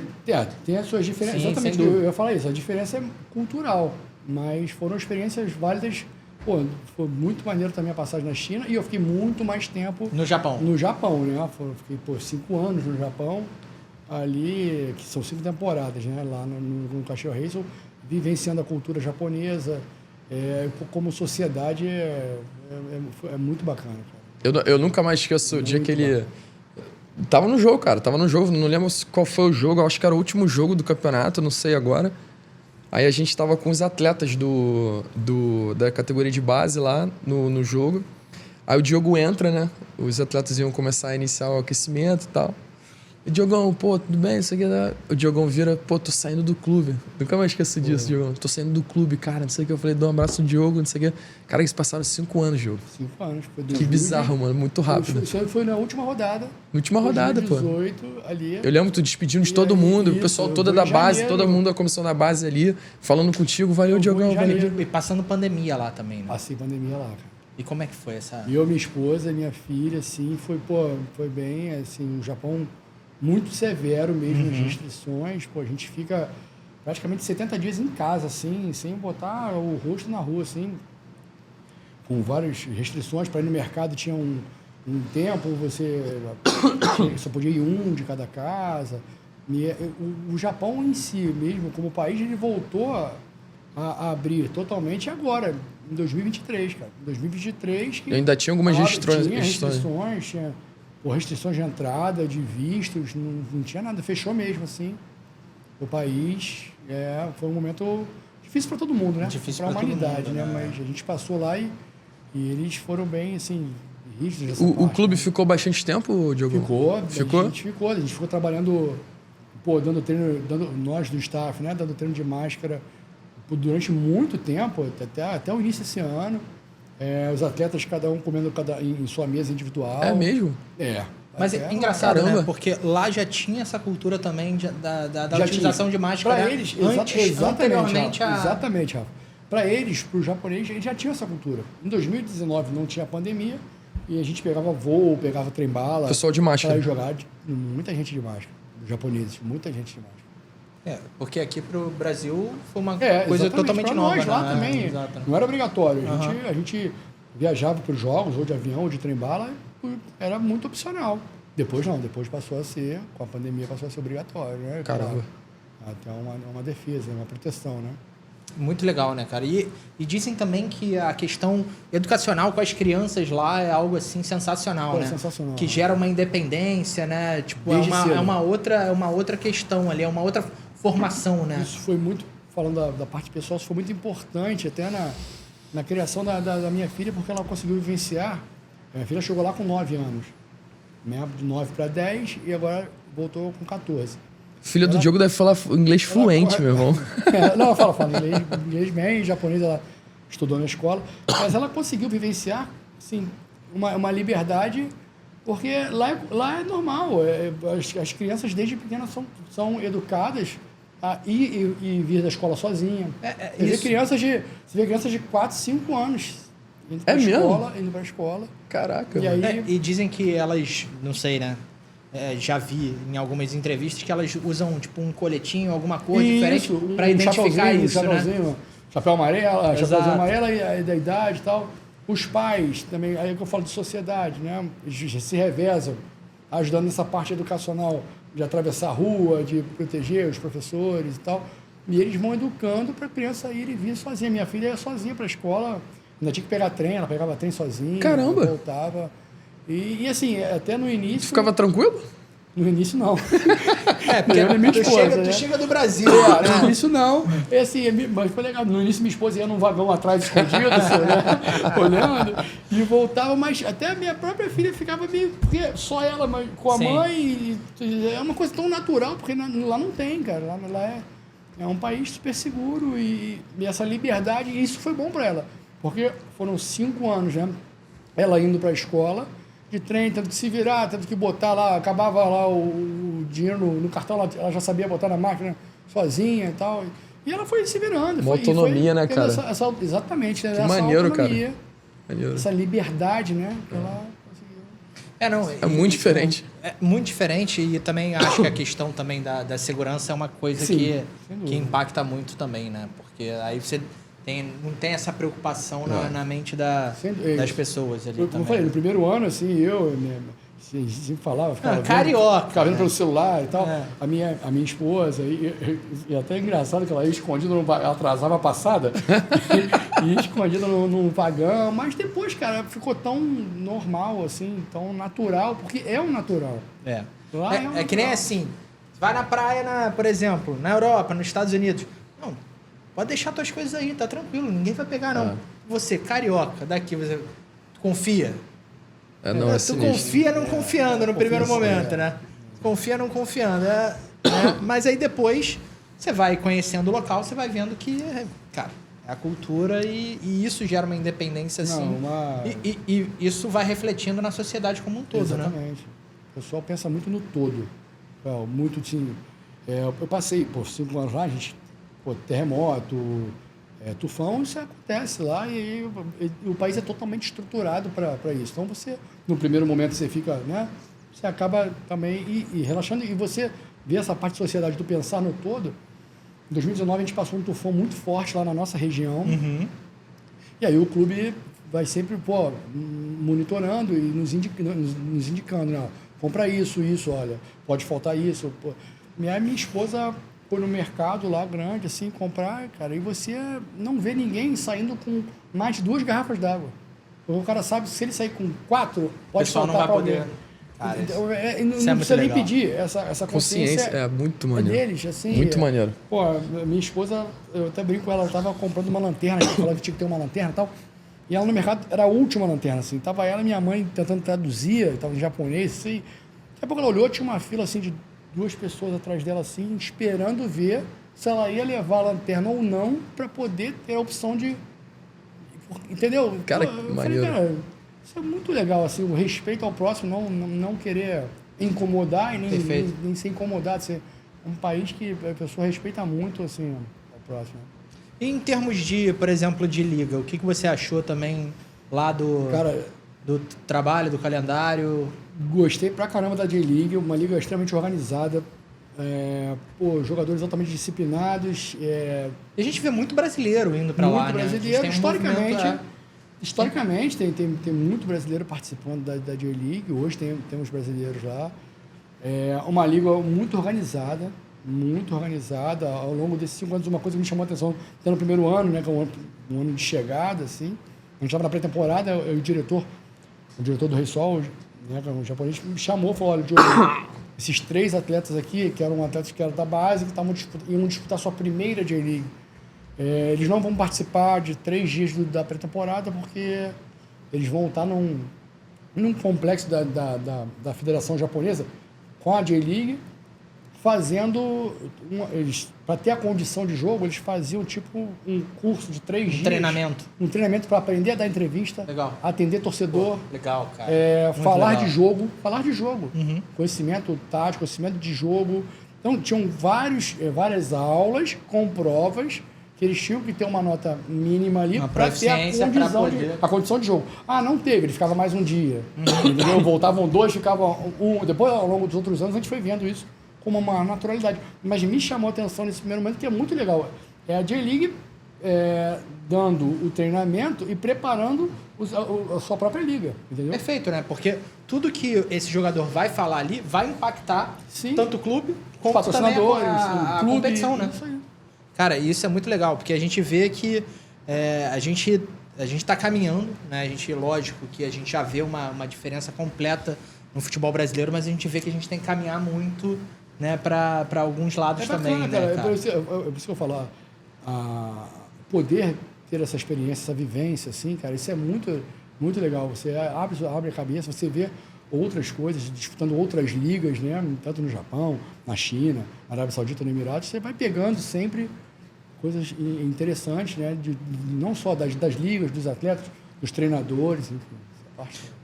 E falando um pouco de treinadores, né? Porque a gente está vendo um fluxo, né, hoje no Brasil um pouco diferente, né? A gente está vendo mais treinadores estrangeiros e os treinadores brasileiros não tanto indo, digamos assim, né, para fora. O que você acha que de repente, né, tá faltando assim pro, né? Não é faltando, mas o porquê dessa mudança? O que você acha que, né? Você acha que é momentâneo? É algo que Rafael, assim, eu não vejo como a nacionalidade do cara o cara é competente, o cara vai agregar, beleza, não é porque o cara é estrangeiro, o cara... eu acho que é um momento, realmente, que são experiências que deram certo e aí exatamente, você vai... deram certo, assim como há um tempo atrás teve essa parte também. Hoje fala-se muito do estrangeiro, do brasileiro, outra época era o treinador mais experiente, o mais jovem. Perfeito. Foi o universitário lá atrás contra o ex-jogador. Então, são momentos assim que eu não vejo... porque é o ex-jogador de futebol, não é o formado, entendeu? Depois foi sempre o mais tem jovem contra o mais... Não tem essa... Na minha cabeça, não tem essa. Essa competição, eu não sei, competência, né? você se preparar. A minha percepção é que no Brasil a gente vive algumas fases assim, né? E aí, por exemplo... a gente teve a chegada do Jorge Jesus, ele deu muito certo, foi muito vencedor. Você tem o Abel Ferreira também, foi muito vencedor. E aí você traz um movimento, né, disso, né? Aí daqui a pouco, de repente, vai ter um outro movimento. Sim. Né? Teve um movimento também, tipo, de treinadores interinos que tiveram, tipo, foram efetivados, né? E tiveram oportunidades e foram muito bem, né? E aí você vai tendo esses momentos, assim, no futebol, né? É isso. Assim como tem treinadores brasileiros lá fora também, em diversos países, no Oriente Médio, né? Tem o próprio Japão, com o Nelson, que vão ser campeões, que vão buscar seu espaço também. Né? E aí, dentro hoje do cenário mundial, assim, por exemplo, dentro do teu tabuleiro de War, tem algum país ainda que... Sabe, você olha assim, ia fazer essa... Pô, não, porque aí a gente tem que... Depois de 5 anos fora, né? Com a saudade da família, se eu falar agora que acho que eu chegar em casa... No momento, assim, o pensamento é ficar no Brasil, assim, sabe? No momento. Por estar 5 anos fora, nesse primeiro momento, é lógico que a gente morar fora é legal pra caramba conhecer outra cultura, assim, Mas tem algum país, assim, que você olha e você fala assim, pô, gostaria de trabalhar, ou essa liga determinada? Eu tinha essa parte com o Japão, né? Eu sempre tive vontade de conhecer o Japão. Os Estados Unidos é um país também que a gente tem pensa, ainda mais com a MLS agora também, mas a gente sempre pensa também. E um país da Europa, né? A Europa sempre é mais... Mas qual, assim? Qual que você acha que... Cara, eu sou de família portuguesa, né? Eu sou descendente de português, então já fui a Portugal, gosto muito de lá também, então seria um país... A barreira da língua também não é... Sim, né? Se bem que tem... hoje né? O futebol é globalizado, né? Você, às vezes está num clube português mas são os países que eu assim, pensaria assim, mas no momento... Minha vontade da minha família, também da minha esposa, minha filha, focar no Brasil. Ficar aqui um tempo, né? Porque assim, morar fora não é fácil, né? Então, a gente que trabalha com futebol, a gente continua na nossa rotina de vida que a gente tem aqui, de chegar cedo no clube, sair no final da tarde, passar o dia inteiro no clube, viagem, jogos. Você está ali focado, né? Numa atividade, e você você continua com essa mesma rotina de sair bem cedo de casa, voltar. A minha filha estudando num colégio internacional, ela ficava o dia inteiro na escola, ela saía 8, voltava 4, A minha esposa ficava ali o dia inteiro, e acaba ficando 1 ano, 2 anos, 3 anos, 4, 5 anos, bate a saudade de casa, bate a saudade não só dela, mas de todo mundo. Não, da referência, né? Da de referência família. de família. Né? Você, cada ano que você vai e volta, ainda teve a pandemia. Teve um ano que a gente veio aqui, a gente ficou 9 dias no Brasil. Caraca. Só, entendeu? Então você, sai e volta, aí você já vê, sai daqui, daqui a pouco você vê seu avô, na questão da minha filha, os primos já crescendo e tal, essa referência de família mesmo, que a gente sabe que é um período a cumprir, né? Sim, sim. E tipo assim, e para elas, né? Elas estão ali, digamos assim, em outras atividades, né? O Diogo tá lá envolvido no clube, né? E é algo desafiador, né, cara? Porque você tá ali, às vezes... Porque tem a questão também, né? Passar férias num local é uma coisa, né? Morar é completamente diferente, né? É isso. E... Eu costumo falar, eu e minha esposa, né? A gente procura sempre focar no lado bom. Se você for focar só na saudade, for focar perfeito, no lado... Você tem que focar no lado bom. No positivo, o país pode na oferecer, segurança, né? Na educação. Na liberdade. Exatamente. Porque problemas e virtudes vai ter em qualquer lugar. Perfeito. Pô, o melhor lugar do mundo, que é o nosso país, pra gente, né?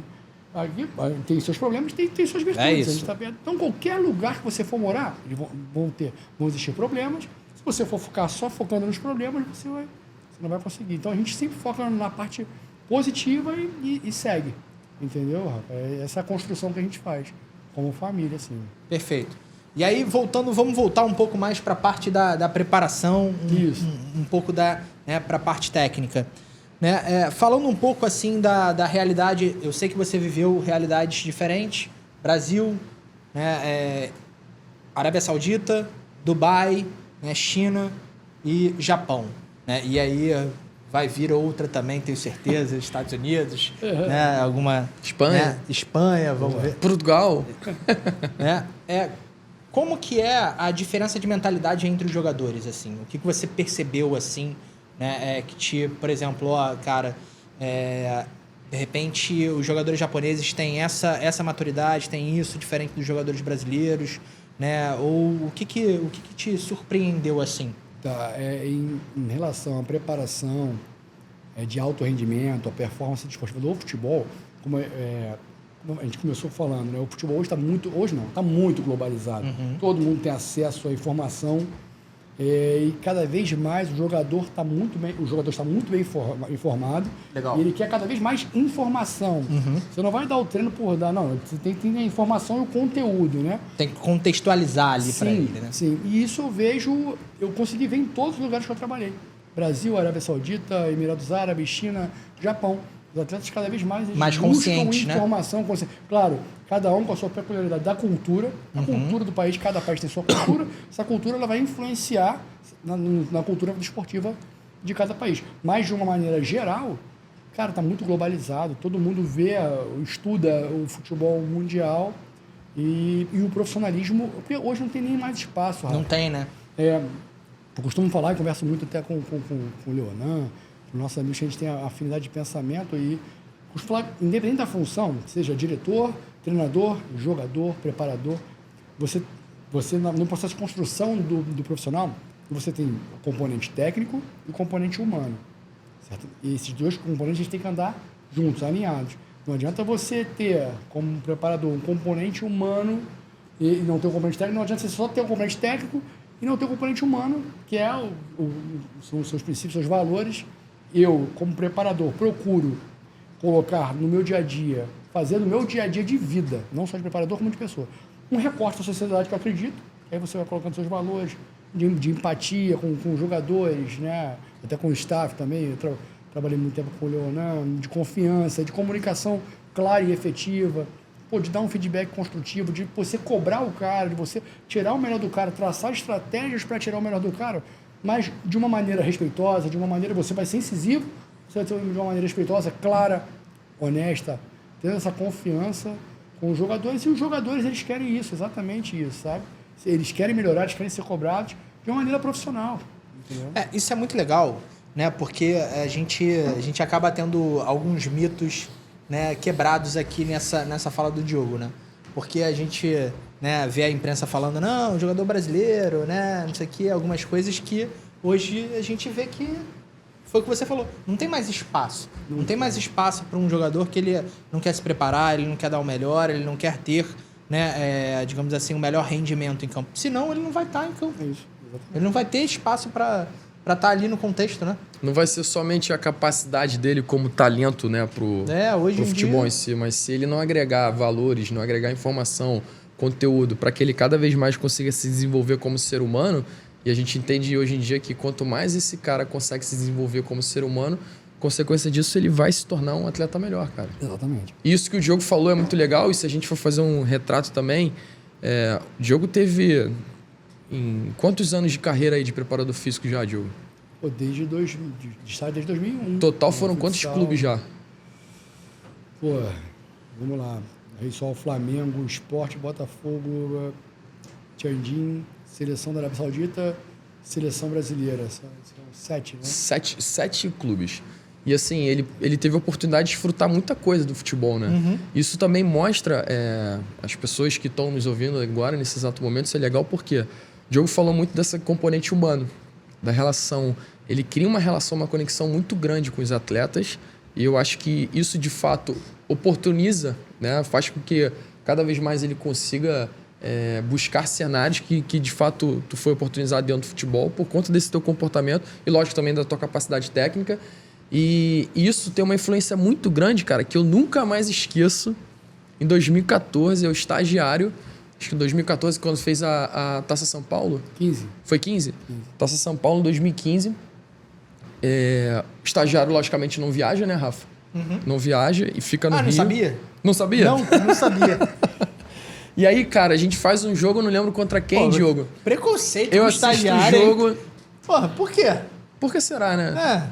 Eu não sei. Porra. Tu coloca os estagiários pra viajar, Rafa? Pô, direto. Se tiver oportunidade, não tem problema nenhum. E aí, assim, o que eu tô querendo falar é o seguinte. Cara, ele manda uma mensagem pra mim, eu nunca mais esqueço disso. Já era muito tarde, tá? Porque o jogo foi à noite. Ele bota assim pra mim, fala... Vou falar aqui brincando, me chamou de Manel na época, né? Fala, Manel, tudo bem? Isso aqui, pô, viu a vitória? Vi, cara, o Diogão, pô, muito maneiro isso aqui. Aí ele mandou assim pra mim, nunca mais esqueci disso. Cara, parabéns, essa vitória é nossa.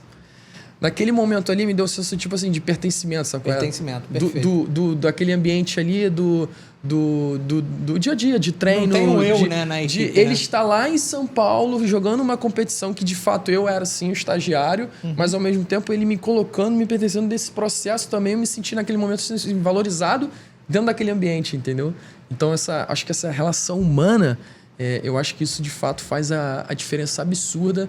Independente, como ele falou, se o cara pode ser muito bom tecnicamente, o cara pode ser top, o melhor treinador do mundo, o melhor preparador físico do mundo, mas se ele não tiver esse componente de conseguir conectar a pessoa, de conseguir, de fato, gerar com que essa pessoa se sinta muito pertencente desse ambiente, cara, acho que isso acaba se perdendo.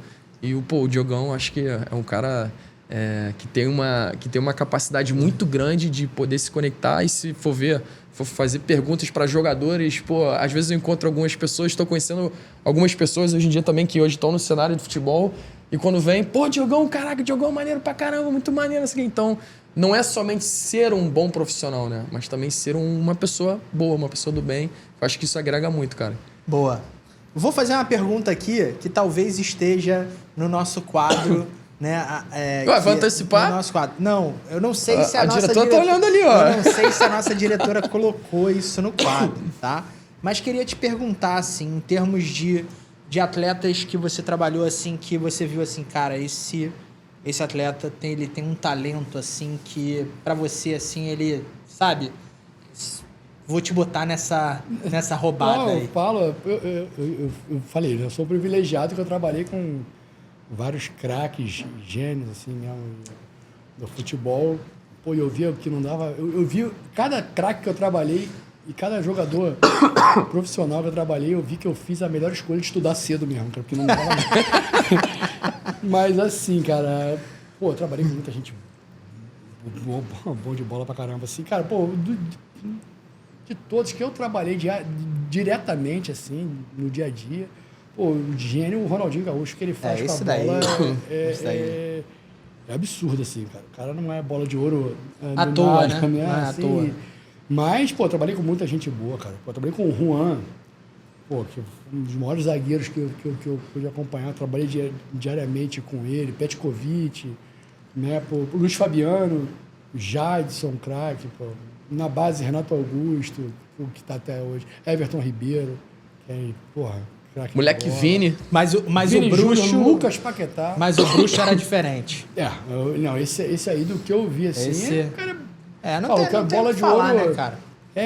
todo mundo parava, até os jogadores mesmo do profissional, pô, porque o trato refinado dele com a bola, não só com a bola, e com o jogo, né? Ele não é o showman. E ele sai, se não me engano, ele sai de qual clube e vem pro Flamengo? Eu acho que ele vem do Milan, né? se não me engano, Já Milan. vem direto, né? Foi Milan, isso Pô, mesmo. Ele saiu do Barcelona, Milan e depois veio, né? Cara, Então, eu peguei ali pô, o início do Ronaldo, um cara sensacional, assim, dia a dia, pô, estaria com a gente aqui conversando, um cara que foi, pô, ganhou tudo. tudo. E 2 vezes bola de ouro, Copa do Mundo. O cara tá simples, trabalhando pra caramba ali. A gente fez um semestre que a gente ficou, acho que, sei lá, 6 meses sem perder um jogo.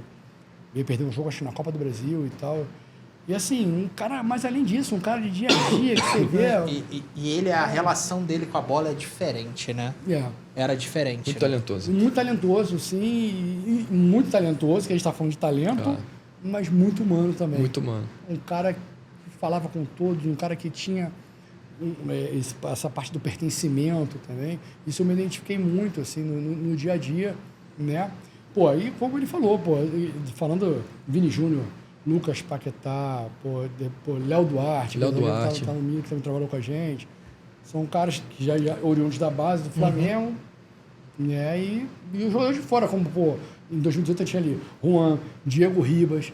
Como é que eu não vou trocar ideia e ouvir, sabe? Pô, o dia a dia, a experiência que esses caras têm no mundo do futebol, cara, isso só soma pra caramba. E os treinadores, preparadores que eu trabalhei ao longo da minha vida, que, pô, eu prestava atenção, ficava olhando, anotava e via o jeito de comandar, o jeito de você chegar no clube, porque eu sempre acreditei nisso. Desde a minha formação como estagiário, eu te falei, eu sempre acreditei, procurei fazer um recorte do que eu acredito, do que eu gostaria que fosse, de tratar o próximo como eu gostaria de ser tratado. O que eu fiz com o Leonardo é o que eu gostaria de receber, é ter essa batia, até porque ele pertencia, de fato, ao trabalho. É um trabalho nosso. E eu acho que é um pouco também de você devolver, né?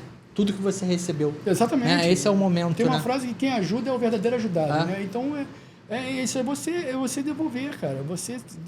Essa empatia, essa clareza, não é só ser o legal. Não, você vai traçar estratégias de desenvolvimento de performance, né? Você vai tratar mais diretamente, você vai cobrar, você vai ser incisivo de maneira respeitosa. Porque, Rafa, eu penso o seguinte, ninguém muda ninguém. A pessoa muda, você pode ser uma ferramenta para ela mudar. Se ela não quiser fazer, ela não vai fazer, seja você gritando, seja você... Não, você tem que ser uma ferramenta da mudança, de ajudar, auxiliá-lo. Quem vai mudar é a pessoa. Então, a gente tenta, eu procuro fazer essa parte, ter uma comunicação clara, efetiva, direta, entendeu? Honesta, no dia a dia, ter uma empatia, fazer um feedback construtivo, não ficar construtivo, cara, olha só, isso a gente faz ao longo dos anos, não só com jogadores. Jogador, com o treinador que eu estou trabalhando, com o diretor que eu estou trabalhando, com todo o staff que eu estou trabalhando, com todos ao meu redor. Ter esse tratamento com todos. Porque dentro do grupo, falando do jogador, você tem o jogador que está jogando, o jogador que é banco, o jogador que não está jogando. Tem que gerir tudo isso, E o seu né? olhar tem que ser para todos. Não adianta você ficar... Não, você tem que olhar para todos. E de maneira individualizada. Você chega no clube de manhã, você fica até à tarde, você tem tempo para você trocar, hoje em dia, muito mais com as reuniões pré-treino, pós-treino, muito mais transdisciplinar. Você conversa com o psicólogo, você conversa sobre aquele atleta. Você entende algumas partes que antes não, né? A maneira que você vai, falando de atletas, né? A maneira que você vai acessar o Lucas Paquetá, a maneira que você vai acessar o Vinícius Júnior naquela época, ele subindo ali, né? É diferente da maneira que você vai acessar o Juan, o Diego, naquele momento. São faixas etárias diferentes, né? Ou não, mesmo a faixa etária diferente, mas você tem perfis muito próximos. Isso tudo você vai vendo no dia a dia e fazendo uma análise diária, movimentando as planilhas de controle, né? O atleta chega no clube, faz todos os seus questionários, mas não só isso, você também tem o dia a dia com o atleta. Porque é normal, é ser humano. Tem dias que você não dorme bem, tem dias que você... exato. Você teve um problema no colégio com o filho, isso é normal do ser humano, da nossa vida, do Fora dia a dia. a pressão, né? E Fora a pressão de performar, né? Fora a pressão de performar, que é toda quarta, domingo, final de semana, porque não é fácil. Os caras estão sempre sob pressão, todos nós, né, que trabalhamos, assim, sob pressão, o treinador, o auxiliar, o preparador. Porque é o seguinte... Diretor, todo mundo.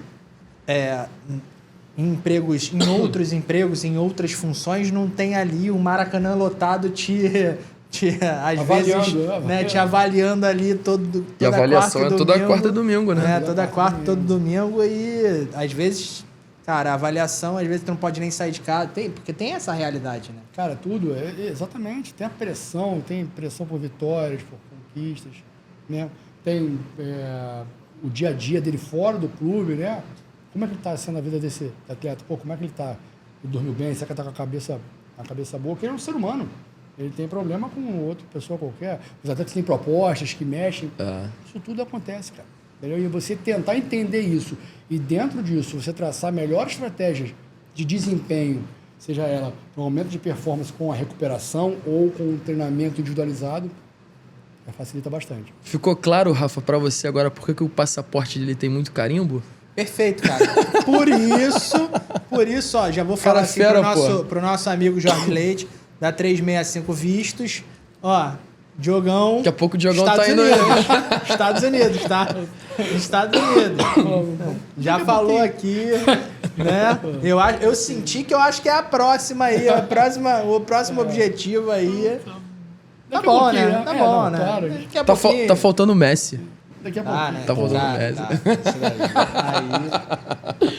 E ele tá jogando a Tá barbaridade. voando lá, né, cara. Tá voando. Tá feliz, né, cara? Foi o que você falou, né? Feliz, cara. Você Tá feliz, né? Dá pra ver, né, em campo, que ele transparece isso, e aí você consegue desenvolver a sua parte técnica e o talento que todo acho que mundo ele sabe tem que um ele pouco, tem, né? Só um pouquinho. Só um pouquinho.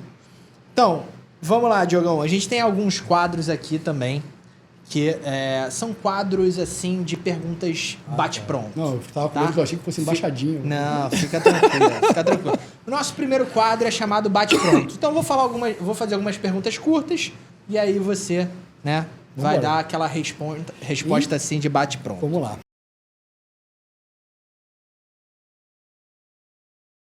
Beleza? Então, vamos lá. Ó, primeiro, um ídolo na vida e no esporte. Boa, vamos lá. Na vida, minha mãe. E no esporte, Zico. Tá. Na vida, sua mãe contextualiza um pouco isso pra gente. Cara, porque ela participou ali junto com meu pai, claro, mas meus pais estão separados e vivi diretamente com a minha mãe e com meus irmãos. E ela foi sempre um exemplo de ser humano, um exemplo de amor ao próximo, que é o que eu acredito, né? De empatia, de retidão moral. Qual o nome dela? A Maria do Valina. Então, ó, vai lá na câmera 1, ó. Que eu fiz a... Então, vai lá na câmera número 1. Aproveito, mãe, obrigado por tudo, te amo. A senhora é referência maior para mim e para meus irmãos, com certeza. Sensacional. É isso. E Zico, como não, né? Zico, como não, assim, acho que é pra todo amante do futebol, né, cara? Eu peguei o final da carreira do Zico, assim, mas não somente como jogador, tive o privilégio de conviver com o Zico como diretor no Flamengo e agora no Japão, jogando com o Kashima, não sou o jogador que é gênio. Como que foi? Tem essa referência Como é que é essa referência do Zico no Japão? É gigantesca. No futebol, como é gigantesca. O Zico lá é gigante, como ele é em qualquer lugar do mundo. Mas no Japão ele é uma referência muito grande para o futebol japonês, para o Kashima, que é um clube gigante também. E, eles têm lá uma adoração pelo Zico por merecimento, né? Sim. Merecimento. Foi um cara que desenvolveu muito a J-League ali. E eu estava falando, por que o ídolo do esporte? Porque não só o talento dele, a genialidade como jogador de futebol, que eu sou um amante do futebol mesmo, apaixonado por futebol, eu tive o privilégio de conviver e ver a pessoa fantástica que é o Zico, assim, um cara extremamente humilde, extremamente humano, empático, então só engrandeceu ainda mais. Perfeito. Ó, momento mais emocionante com o Flamengo? O momento mais emocionante com o Flamengo. Posso encerrar do 2? Pode, lógico. Vamos lá, então. O momento mais emocionante com o Flamengo, meu primeiro título na base, que foi o primeiro, assim, que ajuda muito, até como estagiário ali, que, pô, primeiro título ganhado no Flamengo. E o segundo momento, o meu primeiro jogo no profissional no Maracanã. Deve ser algo assim, Primeiro jogo no profissional, no aquecimento, passa um filme, porque você está no maior estádio do mundo, eu falei que eu morava lá perto, eu ia ver todos os jogos possíveis, ia ver jogo do Flamengo, ia ver jogo de outros clubes, eu ia ver jogo, eu gostava de ver futebol. E a partir do primeiro momento que você tá ali no profissional, pô, fazendo aquilo tudo... Tu se transportou pra arquibancada? Total. Tu viu ali a arquibancada onde você costumava ficar? Tipo, na época que eu fiz, ainda era o antigo Maracanã, a gente aquecia lá embaixo e subia para fazer aquele último ajuste ali antes do jogo. Cara, e você passa um filme assim, você, moleque, com aquele sonho de jogador, não tendo competência técnica para jogar, e você vai estudar, vai se preparar, e naquele momento ali, no meu primeiro jogo, assim, eu passo um filme assim, você fala, caramba, eu tô no Maracanã, eu tô no profissional do Flamengo, uma responsabilidade grande, assim, isso é muito bacana, assim. De onde você saiu ali, aquele moleque sonhando, né, correndo atrás, sempre acreditando, sempre confiando, e chegar ali é muito legal, cara. Muito legal. Vamos lá, tem mais aqui. Um gol inesquecível. Aí eu acho legal como profissional e também como torcedor, assim, né, ou, né, tanto pode ser da seleção brasileira, né, e aí... O que você acha melhor? Um gol inesquecível. Um gol inesquecível para mim, na minha carreira. Vou lembrar aqui. Tem alguns que marcaram mesmo. Assim, muitos gols. Não, teve um gol do título sul-americano sub-20 que marcou contra a Argentina, um gol do Allan Kardec, e eu vou contextualizar e você vai entender. Foi no dia que eu descobri que minha filha era menina. Caraca, que maneiro. Eu estava na competição, na época era MSN, o jogo era à noite, e aí minha esposa falou, é a Giovana que vem. Chamou atenção lá, lembra do MSN? Chamou atenção. E aí na concentração, porra, eu falei com a galera da comissão e tal, e tava meio que perto da hora do lanche, e aí aquela felicidade, e o Alan, pô, um cara fantástico também passando assim, pô, então a galera já sabendo que eu ia ser pai. E aí Brasil-Argentina, foi 2x0 Brasil, a gente ganhou 2x0 da Argentina, primeiro gol do Alan, ele comemora pra Giovana, assim, vem. Que maneiro. Então foi um gol que me marcou demais, assim, cara. Muito legal. Me marcou pra caramba. Foi o dia mais importante da minha vida, que é o nascimento da minha filha. Aproveitando, então esse gol foi um gol que marcou. Perfeito. Vamos lá. Um sonho. Cara, olha, Rafa, eu sou grato pra caramba, porque eu já realizei tantos sonhos, assim, eu tenho muito mais a agradecer do que a pedir. Eu sempre sou muito grato às coisas. Mas o meu maior sonho é, cara, continuar trabalhando no futebol com o que eu gosto, que é estar com pessoas, que é estar no futebol, que é o que eu amo, e que eu acompanhe a criação da minha filha durante muito tempo. Perfeito. E aqui, um título. Vou botar o último então, cara. Foi importante que deu a projeção ali pra gente ficar 5 anos no Japão, que foi com o título do retorno do Kashiwa Reysol, que a gente chegou lá, o clube tinha acabado de cair, então a gente foi campeão de título lá do Japão. Assim, e vou botar 2, então, o título sul-americano também do Sub-20. Perfeito. Ó, agora a gente tem aqui o outro quadro que é... Você tá familiarizado com o universo Marvel, assim, aquele multiverso, aquelas coisas assim, cara? Mais ou menos. Ó, situações hipotéticas aqui no nosso universo rubro-negro, no nosso multiverso rubro-negro. Não é isso? É isso. Então, ó, nossa primeira pergunta da nossa diretora. Imagine que você está trabalhando com uma equipe que vai disputar uma partida em uma altitude mais elevada do que estão acostumados. Como você prepararia os jogadores? Ela tá estudando, cara. Ela tá estudando, cara. Ela tá... Boa pergunta. Ela fez de propósito. Boa pergunta, a gente já passou por isso. Existem algumas estratégias, né?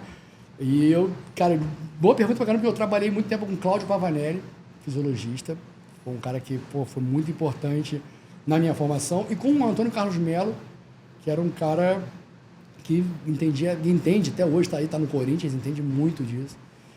E, cara, eu procuraria aclimatar o quanto antes, assim, melhor meus atletas para um jogo na altitude, assim, que eles sentissem menos os efeitos, a gente já jogou. Né? No Brasil, ou tipo, fora do Brasil? Fora do Brasil. Na verdade, no Brasil não, desculpa. Não, mas em competição sul-americana, né? Na Libertadores. Fora teve assim, alguma... Não, por exemplo, Não, fora não peguei. Mas a gente Porque é mais difícil, né, ter isso, né? A gente mais difícil, né? Traçar essa melhor estratégia, assim. Hoje em dia, com o calendário apertado, é complicado, né? Mas... hoje em dia o pessoal está chegando mais próximo, mais né? próximo, mas o quanto antes você se ambientar, não somente a altitude, mas até o país e tudo. Show. Vamos lá. Nossa diretora aí, ela tá... Ela estudou, tá estudando. Quero ver a segunda aí, vamos ver. Ó, imagine que um jogador está lidando com problemas de sono que afetam seu desempenho nos treinos e jogos. Tu tá estudando. Que estratégia você implementaria para ajudar o jogador a melhorar seu sono? Que isso, meu? Bom, vamos lá. O sono é um dos pilares básicos, junto com a alimentação. A alimentação são os pilares básicos da recuperação do atleta. Né? Depois nós temos outras ferramentas que auxiliam na recuperação, mas os pilares básicos, se você não tem um sono correto, uma alimentação, você está com a sua recuperação comprometida. Se o atleta não está dormindo bem, dentro de um trabalho transdisciplinar, a gente trocaria informações com esse atleta, com o médico, né, com o nutricionista, procuraria saber o porquê ele está atrapalhando o sono dele, e junto com a equipe médica, né, com toda a parte do DM, psicólogo, nutricionista, a gente poderia traçar a melhor estratégia para acabar com esse problema. Perfeito. Que isso, hein? Nossa diretora, cara. Tá fazendo educação física? É pergunta de prova aqui, cara. Ela tá se superando nisso. Ó, terceira. Imagine que você tenha que escolher entre dois atletas. Um com a parte física excelente, mas que prejudique o time no sentido tático e técnico, ou um atleta que não esteja tão bem fisicamente, mas que possa ajudar a equipe com a sua qualidade técnica. Eu tenho que escolher? Não, eu vou deixar... Deixar pro treinador. Vou conversar com o meu treinador e dentro da ideia de jogo dele, do que ele acredita de melhor, do seu modelo de jogo, do seu modelo de trabalho, eu tô com ele.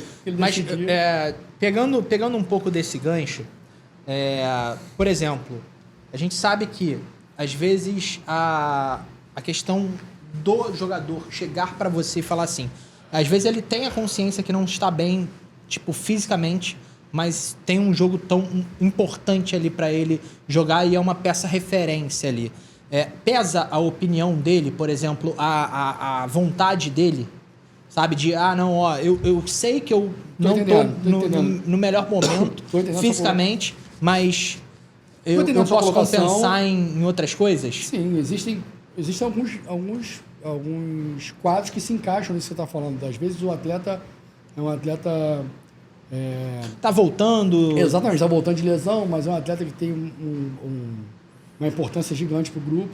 Às vezes ele está voltando, a gente tem um jogo importantíssimo, uma decisão, e você sabe que ele não vai sustentar ali numa alta performance nos 90 minutos, só que o atleta já tem uma experiência até de encaixe na ideia de jogo do treinador, no modelo do que o treinador pensa, e junto com o treinador e com o atleta, a gente passa para o treinador, que é o chefe da comissão que vai definir, né, junto com o médico. Eu falo, são reuniões transdisciplinares mesmo, assim. Você vai conversar com o atleta, com o médico, para saber, com o fisioterapeuta, e a palavra final do treinador, claro. Porque esse caso, ele aconteceu, se não me engano, com o Diego Costa. Foi numa Copa do Mundo, que ele tinha se machucado, eu acho que ele entrou... Eu não sei se era em Copa do Mundo, não, mas era final, eu acho que final da Champions League, no Atlético de Madrid. Eu acho que ele entrou assim poucos minutos porque ele não estava tão bem fisicamente e depois saiu. Acho que a Voz da Consciência pode depois pesquisar isso daí, mas eu acho que foi esse caso. Ele entrou rápido assim, mas viu que não ia dar e acabou saindo, porque eu acho que às vezes a questão da liderança, né, da pessoa ali, né, pode fazer diferença em frente ao grupo, né? Nesse aspecto de retorno, né, de lesão num curto espaço de tempo, para ele estar pronto para um jogo, você conversa em vários setores, né? Uma conversa transdisciplinar mesmo, e você avalia o risco, né? Avalia Porque o atleta risco, também você quer tem que sempre avaliar jogar, tudo, né? Sim, mas você tem que avaliar tudo, né? O todo, né? Sempre o olhar tem que ser um olhar holístico, um olhar do todo, né? Não um olhar muito mais fragmentado para aquela parte. Perfeito. Vamos lá. Aqui a nossa diretora, mais uma. Ó, Muito boa. suponha que uma equipe esteja se preparando para uma partida crucial. Como você ajustaria a preparação física e o treinamento para garantir que os jogadores atinjam um pico de desempenho no dia do jogo? Boa. Pô, é isso. Tem que, às vezes, tem que trocar, mano. diretora- Acho que É. a Luma tem que vir pra cá.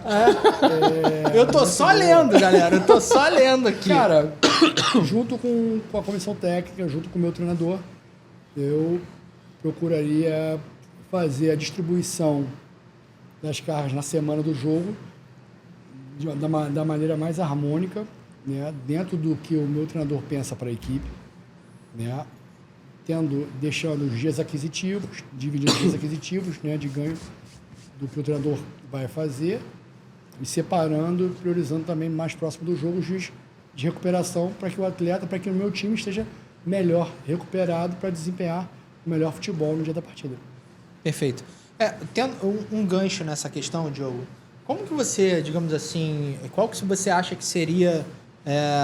eu sei que calendário brasileiro é uma das maiores discussões que a gente tem, né, aqui, né? Acho que é uma questão de número de jogos, tudo isso.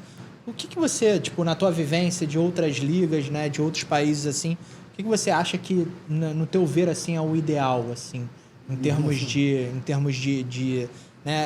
tempo entre jogos ou de número de jogos? Você tem alguma... Cara, assim, não, mas é normal. Normalmente, É muito similar com o daqui do Brasil? não. Aqui a gente Não? joga bem mais. É mesmo? Aqui a gente joga bem mais. Aqui, no nosso país é um país gigante também, né?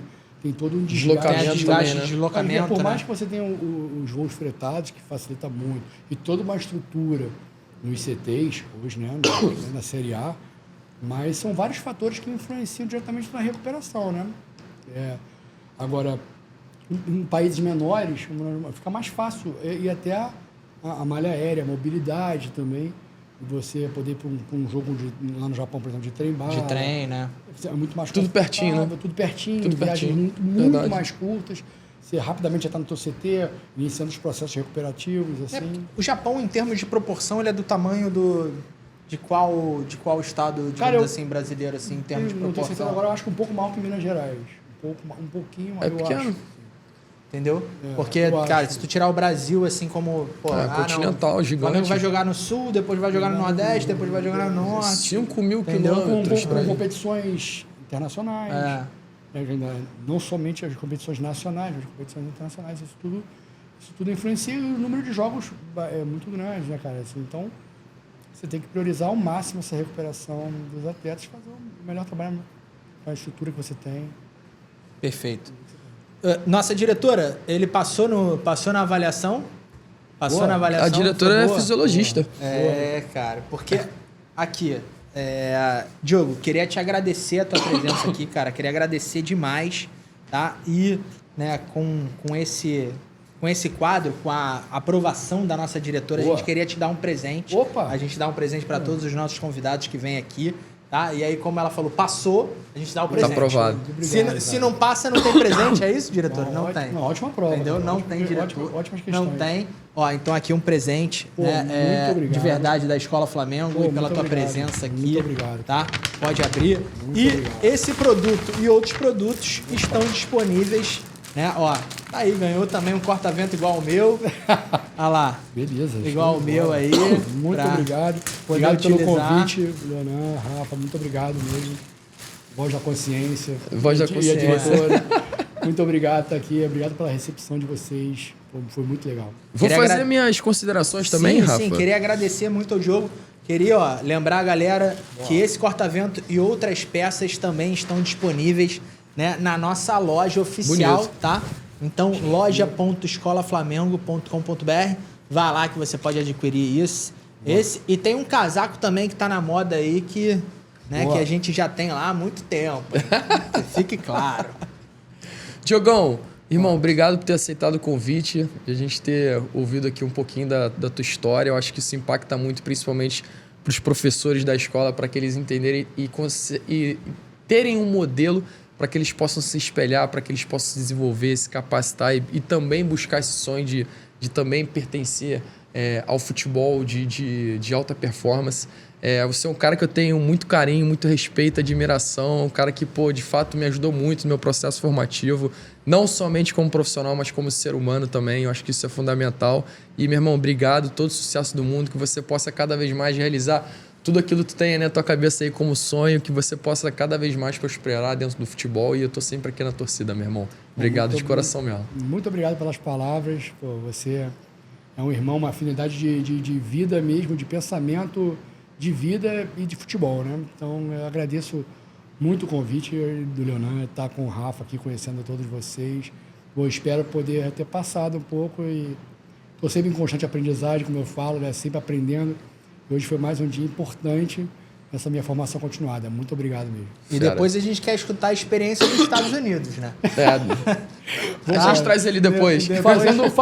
Fazendo visto. Exato, 365 vistos, exato. Mas, Diogão, queria só, antes de me despedir de você também, dos recados finais, queria que você passasse um conselho, né? Primeiro, para aquele menino, para aquela menina que tem um sonho, né? Eu tenho um sonho de me desenvolver, de ser jogador, né, de estar inserido no contexto do futebol, ou que não, ou que quer trabalhar com isso, quer estudar, assim como você fez essa opção, né, uma opção, né, inteligente, porque você viu que não dava.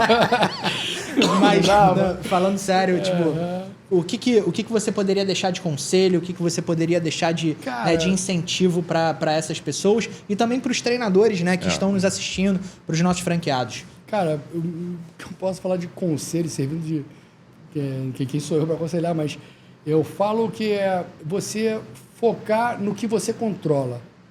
Faz o teu melhor no que você controla e no que está sob o seu controle. No meu caso, lá atrás, como preparado, comecei a estudar, era me qualificar cada vez mais, tanto nos componentes técnicos, de estar atualizado na parte metodológica, atualizado na parte de tecnologia do que eu trabalho, e no componente humano também, porque, como a gente fala muito, não é só o talento, também é o componente humano. Então, você está sempre focado, desenvolvendo o que você faz de melhor do que você controla. Então, é isso, é se dedicar ao máximo em todos os fatores que estão ao seu controle. Então, a oportunidade ela vai surgir e você vai estar pronto. Perfeito, Diogão. Obrigado pela presença de verdade. Esperamos te receber de novo. Tá? Muito obrigado. Fica aqui o canal aberto. Tá? Cara, muito legal receber pessoas que tiveram, né, vivências assim completamente diferentes, né, em lugares né, com outra vivência. Muito engrandecedor pra gente e também para os nossos alunos, para todo mundo que está aqui. Tá? E, cara, sinta-se à vontade para retornar, entendeu? Muito obrigado. Tá aqui, estamos abertos, né? Assim, vamos ver qual vai ser o próximo país. Exato. Eu já sei. Ali na hora que ele falou assim, não, MLS tá legal, Estados Unidos. O objetivo... Já sei. O objetivo agora é estar no Brasil. Érica, o objetivo é estar no Brasil. Érica, é só brincadeira, tá? Só brincadeira. Ele falou que um ano, depois de um ano dá pra ir, né? Depois de um ano. É isso aí. Tá? Mas quero dar os meus últimos avisos aqui. Então, para você que não é inscrito nesse canal, por favor, se inscreva nesse canal. Já compartilhe também, né, esse episódio e mais episódios. Por favor, dê aquele joinha, deixa o gostei aí. E para você também que não nos segue nas redes sociais, siga lá @Escola Flamengo no Instagram e @Escola Flamengo Nacional no TikTok. Sabia que a gente tá lá no TikTok? Leonan não sabia que a gente estava no TikTok e você já apareceu lá várias vezes. Sério. Tá vendo? Ele não a diretora, segue, né? A diretora. Ele não nos segue no TikTok. Eu não tenho, Rafa, TikTok, tá vendo? Acredita? Tá na hora, cara. Eu acho que tá. O mundo aí da tecnologia, né, cara? Não tem TikTok. Exatamente. Você tem que estar, né, conectado com o seu público, cara. As pessoas, né? Elas estão ali, elas querem falar com você. Luma, eu vou ver o TikTok, tá, Luma? Eu vou ver o TikTok. Então, tá? Além disso, tá? Para você que não é inscrito nas nossas, né, escolas, na Escola Flamengo, cara, são mais de 250 unidades em todo o Brasil. Tenho certeza que tem uma perto da casa de você. da sua casa, desculpa, então entra lá no nosso site escolaflamengo.com.br, clica lá em unidade, tá? E você vai ver a unidade mais próxima da sua casa. Beleza? Além disso, final do ano, dezembro, é o quê?